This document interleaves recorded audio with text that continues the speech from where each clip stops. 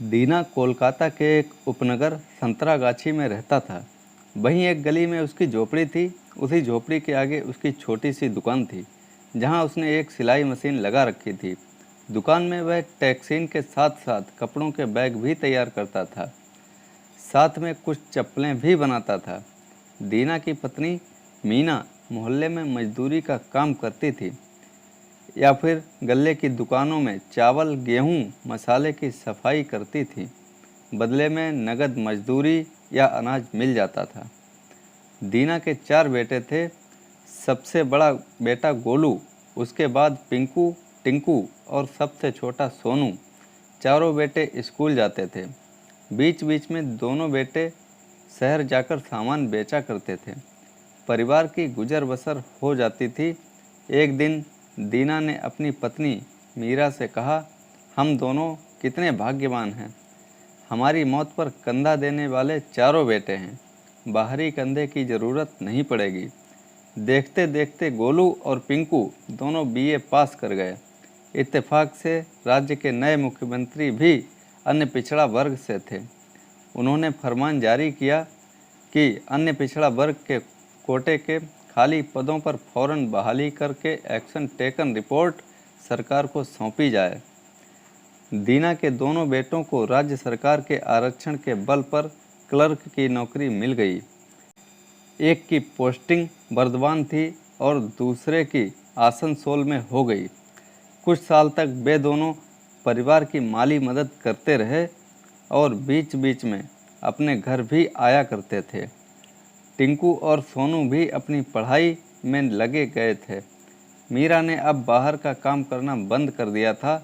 इधर दोनों बड़े बेटों ने अपनी मर्जी से शादी कर ली। वे अपनी अपनी गृहस्थी में बिजी रहने लगे थे। घर में पैसा भेजना बंद कर दिया था। टिंकू बीए फाइनल में था और सोनू मैट्रिक पास था। दीना को खांसी और दमे की पुरानी बीमारी थी। अब उससे काम नहीं होता था। एक दिन सोनू ने पिता से कहा, टिंकू भैया तो कुछ दिनों से बीए पास कर लेगा, उसे कुछ ना कुछ काम जरूर मिल जाएगा।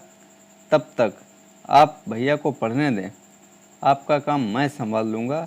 भैया को नौकरी मिलते ही मैं अपनी पढ़ाई फिर से शुरू कर दूँगा।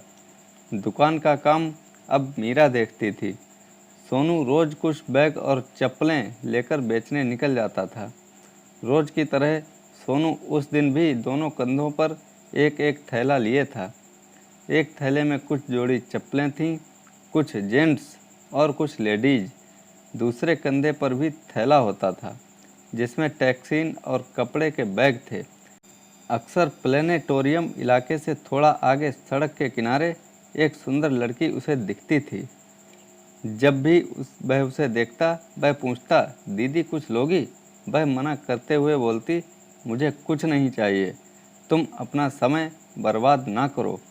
एक छुट्टी के दिन सोनू फिर उस लड़की के सामने रुककर बोला, दीदी कुछ चाहिए आज?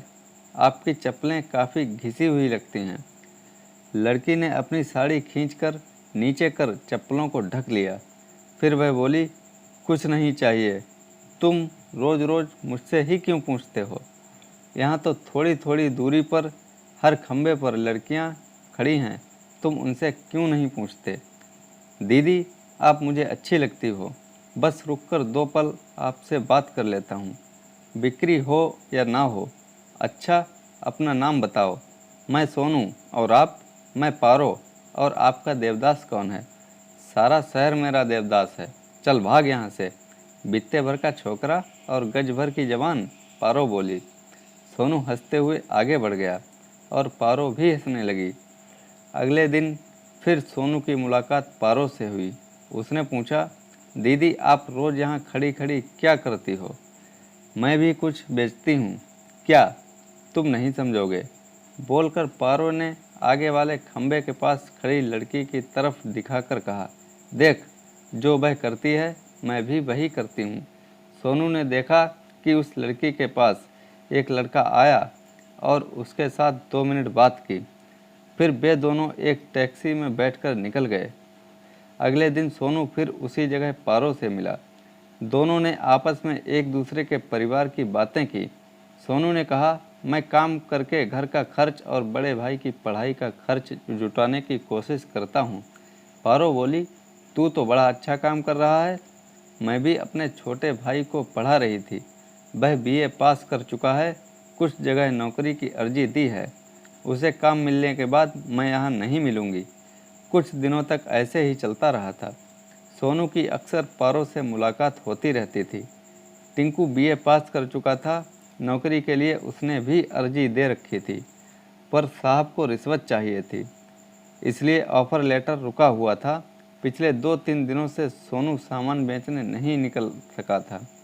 उसके पिता की तबीयत ज़्यादा खराब थी। उन्हें सरकारी अस्पताल में भर्ती किया गया था। उनकी हालत में कोई सुधार नहीं था। टिंकू पिता के पास अस्पताल में था। आज सोनू बाजार निकला था। पारो ने सोनू को आवाज़ देकर कहा, तू कहाँ था? मैं तुझे खुशखबरी देने के लिए ढूंढ रही थी। मेरे भाई को नौकरी मिल गई है, आसनसोल के कारखाने में। सोमवार को उसे ज्वाइन करना है। बस अब 2-4 दिन बाद मैं यहाँ नहीं मिलूँगी। मुबारक हो दीदी, तो मिठाई नहीं खिलाओगी? मेरे पिता अस्पताल में भर्ती हैं, इसलिए मैं नहीं आ सका था। घबराओ नहीं, सब ठीक हो जाएगा। बोलकर पारो ने मिठाई उसके मुंह में डाल दी। क्या ठीक होगा, टिंकू भैया की नौकरी रुकी है। वैसे आरक्षण कोटे में ऑफ़र तो मिलना है, पर साहब ने घूस के लिए अभी तक लेटर इशू नहीं किया है। तुम उस साहब का पता बताओ, मैं उनसे रिक्वेस्ट करूँगी। कोई फ़ायदा नहीं, हम लोगों ने बहुत नाक रगड़ी उनके सामने। वह बिना रिश्वत लिए मानने वाला नहीं है। अरे तुम बताओ तो सही, हो सकता है कि कोई पहचान वाला हो और काम बन जाए। ठीक है, बताता हूँ, पर घूस की बात वह घर पर करता है। ठीक है, घर पर ही मिल लूँगी। उस दिन शाम को पारो उस साहब के घर पर मिली। एक काली मोटी सी औरत ने कहा, मैं साहब की पत्नी हूँ, कहो क्या काम है?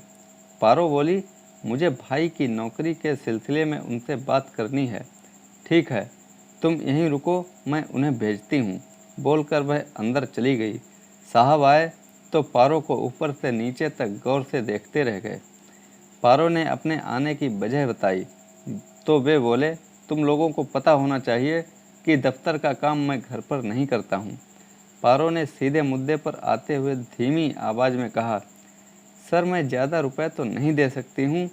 1000-1500 रुपये से काम हो जाता तो बड़ी मेहरबानी होगी। साहब ने धीरे से कहा, मैं तुमसे ज़्यादा लूँगा भी नहीं, बस जो तुम्हारे पास है उतने से मैं काम चला कर लूँगा। तुम कल शाम को इस होटल में मिलना। याद रहे, अकेले में प्राइवेट मीटिंग होगी। और उन्होंने होटल और कमरा नंबर पारो को बता दिया। अगले दिन साहब ने दफ्तर जाते समय पत्नी से कहा, लंच के बाद मुझे वर्धमान जाना है, एक ज़रूरी मीटिंग है। आते आते रात के 12 बज जाएंगे। दूसरे दिन पारो सोनू को रोज़ वाली जगह पर नहीं मिली। वह तो साहब के साथ होटल के कमरे के मीटिंग में थी। रात 12 बजे तक साहब ने पारो के साथ इस उम्र में खूब मौज मस्ती की। पारो ने पूछा, मेरा काम तो हो जाएगा ना सर? साहब बोले, मैं इतना बेईमान नहीं हूँ। तुमने मेरा काम कर दिया तो समझो तुम्हारा काम हो चुका है। ऑर्डर मैंने आज साइन कर दिया है, मेरे ही दराज में है। कल सुबह भाई को अपनी आईडी प्रूफ लेकर दफ्तर भेज देना। डाक से पहुंचने में कुछ दिन लग जाएंगे। सरकारी तौर तरीके तो तुम जानती ही हो। जी सर, मैं भाई को भेज दूंगी, साड़ी लपेटते हुए पारो बोली। अगले दिन सुबह सुबह पारो सोनू के घर पहुंची। सोनू और टिंकू घर पर ही थे। उनकी मां अस्पताल में थी। पारो ने टिंकू से दफ्तर जाकर बहाली का ऑर्डर लेने को कहा। सोनू बोला, कितनी घूस देनी पड़ी? पारो बोली, मेरे पास ज़्यादा कुछ ना था, थोड़े में ही मान गए वे। ओह दीदी, तुम कितनी अच्छी हो। बोलकर सोनू उसके पैर छूने को झुका तो पारो ने उसे रोककर गले लगाया। टिंकू ने दफ्तर से ऑर्डर लेकर उसी दिन ज्वाइन भी कर लिया। दीना को यह खुशखबरी सोनू ने दे दी थी। दीना बोला, अब मैं चैन से मर सकूंगा। टिंकू अपनी माँ और छोटे भाई की देखभाल करेगा। उसी शाम को दीना चल बसा। इत्तेफाक से पारो और उसका भाई तपन उस दिन अस्पताल में दीना से मिलने आए थे। सोनू ने दोनों बड़े भाइयों को पिता की मौत की खबर दी और कहा कि दाह संस्कार कल सुबह होना है। बड़ा बेटा गोलू तो 2 घंटे की दूरी पर बर्दवान में था। वह बोला, मैं तो नहीं आ सकूँगा, बहुत ज़रूरी काम है, 13वें के दिन आने की कोशिश करूँगा। दूसरा बेटा पिंकू आसनसोल से उसी रात आ गया, पर उसकी पत्नी नहीं आई। सुबह अर्थी उठने वाली थी। पारो भी अपने भाई के साथ आई थी। टिंकू ने सोनू से कहा, हम 3 भाई तो हैं, जाकर किसी पड़ोस के बुला लो कंधा देने के लिए। पारो आगे बढ़कर बोली, चौथा कंधा मेरा भाई तपन देगा। मीरा अपने पति की अंतिम विदाई के समय फूट फूट कर रो रही थी। उसे पति की कही बात याद आ गई। कितने फक्र से कहते थे कि मरने पर मेरे चारों बेटे हैं ही कंधा देने के लिए। कुछ दिनों बाद सोनू का घर सामान्य हो चला था। पारो अक्सर आती रहती थी।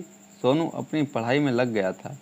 एक दिन मीरा ने पारो से कहा, बेटी तुमने बड़े एहसान किए हैं हम लोगों पर, एक और एहसान कर सकोगी? माँ, मैंने कोई एहसान नहीं किया है, आप बोलिए मैं क्या कर सकती हूँ? सोनू को अपना देवर बना लो, वह तुम्हारी बड़ी तारीफ करता है। हाँ, अगर टिंकू तुम्हें ठीक लगे तो। टिंकू भी उस समय घर में था। उसने खामोश रहकर स्वीकृति दे दी थी और पारो की ओर देखकर उसके जवाब का इंतजार कर रहा था। पारो बोली, आप लोगों को मैं अंधेरे में नहीं रखना चाहती हूँ। मैं कुछ दिन पहले तक कॉल गर्ल थी। पता नहीं टिंकू मुझे पसंद करेंगे या नहीं। कौन सी गर्ल? वह क्या होता है? माँ ने पूछा। कुछ नहीं माँ, सेल्स गर्ल समझो। सोनू इसके बारे में मुझे सब बताया करता था। पारो बहुत अच्छी लड़की है, अब फैसला इसे ही करने दो। सोनू पारो के पास आकर बोला, मान जाओ ना दीदी। नहीं भाभी। पारो ने नज़रें झुका लीं। उसने सिर पर पल्लू रखकर माँ के पैर छुए।